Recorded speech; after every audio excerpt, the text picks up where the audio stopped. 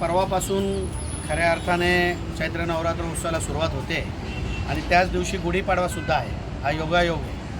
गुढीपाडवा ते 26 मार्चपर्यंत हा उत्सव मोठ्या याच्यात सगळ्या हिंदू बांधवांसाठी देवीच्या मंदिरात सुरू राहणार आहे आणि अतिशय जल्लोषामध्ये चैत्र नवरात्र उत्सव साजरा होतो. सालाबादप्रमाणे याही वर्षी एक पाहणी करण्याच्या दृष्टिकोनातून कार्यकर्त्यांना या ठिकाणी बोलवलं गेलं होतं की कारण शेवटी एक कार्यक्रमाच्या पूर्वीची जी तयारी असते ती पाहण्यासाठी या ठिकाणी आज शिवसेनेचे सर्व कार्यकर्ते आलेले आहेत आणि आज आम्ही या ठिकाणी पाहणी करून काही अडीअडचणी असतील तर उद्या एक दिवस मिळतो आहे.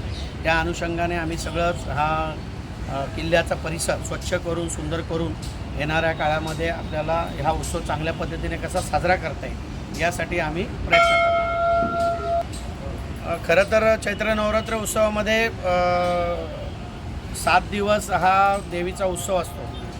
इथे हजारो नागरिक या ठिकाणी दर्शनासाठी येत असतात. या ठिकाणी 25 तारखेला मोठा महाभंडारा असतो, महाप्रसाद असतो.